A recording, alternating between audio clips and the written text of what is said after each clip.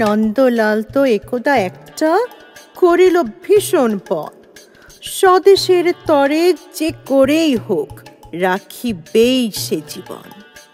সকলে বলিল, আহা, করো কি নন্দলাল? নন্দ বলিল, বসিয়া বসিয়া রহিব কি চিরকাল? আমি না করিলে কে করিবে আর উদ্ধার এই দেশ? তখন সকলে বলিল, বাহবা বাহবা বাহবা বেশ। নন্দর ভাই কলেরায় মরে, দেখিবে তাহারে কেবা? সকলে বলিল, যাও না নন্দ, করো না ভাইয়ের সেবা। নন্দ বলিল, ভাইয়ের জন্য জীবনটা যদি দিই, না হয় দিলাম, কিন্তু অভাগা দেশের হইবে কি?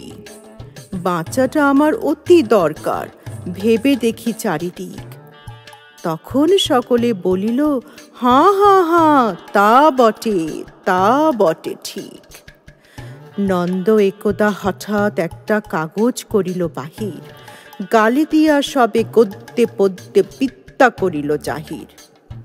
পড়িল ধন্য দেশের জন্য নন্দ খাটিয়া খুন, লেখে যত তার দ্বিগুণ ঘুমায়, খায় তার 10 গুণ। খাইতে ধরিল লুচি ও ছোকা ও সন্দেশ থাল থাল। এখন সকলে বলিল, বাহবা বাহবা নন্দলাল।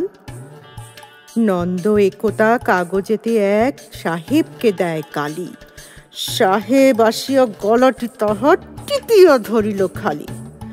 নন্দ বলিল, করো কি, ছাড়ো না ছাই, কি হবে দেশের গলা টিপুনিতে আমি যদি মারা যাই? বলো কবি ঘত নাকে দিব খত, যা বলো করিব তাহা।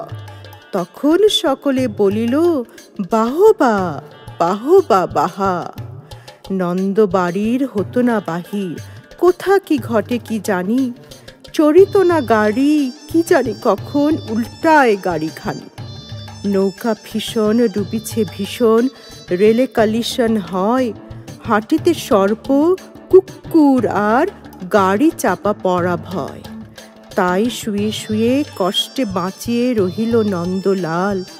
সকলে বলিল, ভেলারে নন্দ, বেঁচে থাক চিরকাল।